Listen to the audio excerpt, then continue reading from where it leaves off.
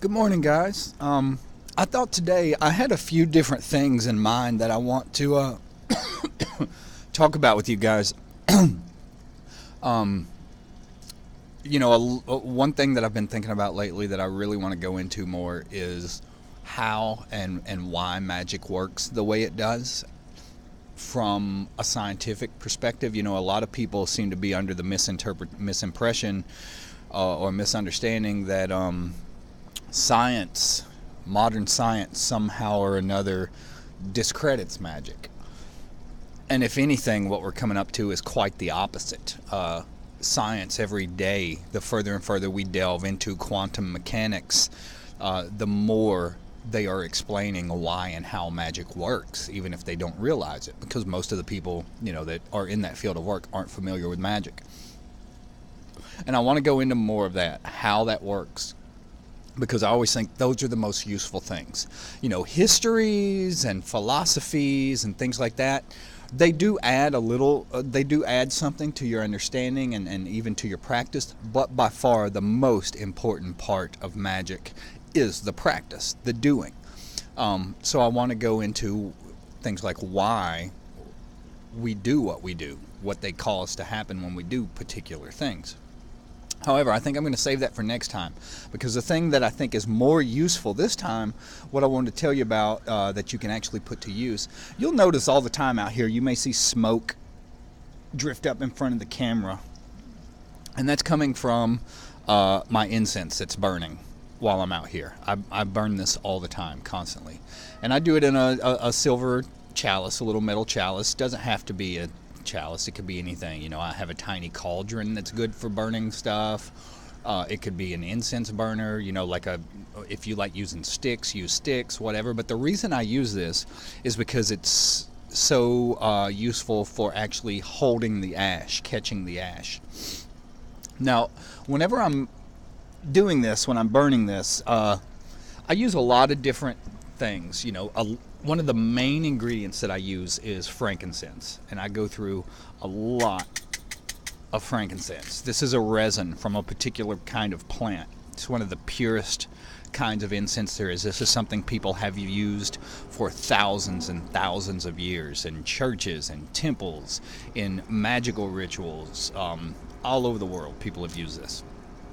So it is incredibly powerful, not just in and of itself, but also because of the thought form that has been built up around it, the reverence and all that. But one of the other things I do, and I'm going to try to lift this up. I'm going to put the microphone down so I can lift this up without dropping it. Hold on.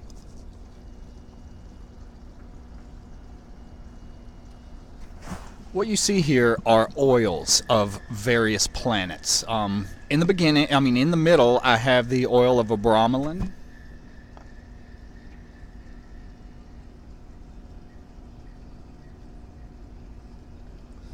And what it's for, it's like all of the spheres from the tree of life condensed into one oil, one bottle, and it's incredibly potent.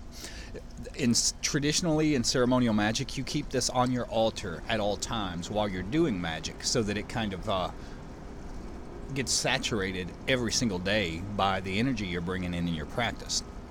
These other ones, we have oils here for the sun, the moon, Mars, all the different planets here. Well, while I'm burning the frankincense, the incense here on these coals, I burn it on charcoal discs. While I am doing that, I am also putting drops of planetary oils on these discs, so that as the ashes are created, you've got the power of all 7 planets, of the Abramelin oil, which is all the spheres on the tree of life, as well as the energy of the frankincense. And I also use white copal because I like the smell of it, and it's also very similar to the energy of frankincense. But the reason this is important, what I do with it, is this creates an incredibly potent ash. You have got all of these holy divine substances that you have been doing energy work around, in the form of ash, in the form of earth. And I use this all the time just because it's so amazingly effective. What you could do with this is, well, there's a million different things you could do with this, but one of them, for example, say you want to do magic for prosperity. You take this and you draw a sigil for prosperity, and it could be the sigil for, say, the Archangel Uriel, because Uriel is the Archangel of Earth. Earth is prosperity, finances, things of that nature. It could be your own sigil that you create, you know, using the Rose Cross sigil creator or the Austin Osman Spare method, whatever it is. You can look up online and find sigils for prosperity. Well, go on your front doorstep and use this ash to draw the sigil that you're wanting to draw, and then you charge it the same way you would charge the pentagrams whenever you're doing like the lesser banishing or the lesser invoking. You inhale and fill the entire earth up beneath your feet with light, and then you thrust your hand or your wand or your athame at the sigil made of ash and let all of that energy flow into the ash and vibrate whatever name you're wanting to use. Like you could vibrate Zadkiel, because Zadkiel is the archangel associated with prosperity. You could vibrate the god name El. You know, that's the name that the Hebrews used for God when they were wanting to invoke prosperity in some way. You can use this for protection. Do the same thing for protection. You can use this to bless other people. You know, just do like Catholics in the Catholic during Ash Wednesday when they put a tiny smudge of ash on the forehead. This is all 7 planets, frankincense, which is the power of Christ, as well as I also put gold flake in here. Like if you can find that edible gold, it's like real gold that you can sprinkle on cakes and whatnot. I put that in my ash as well to add the power of gold, of Christ consciousness, of Tippereth, all those things into this.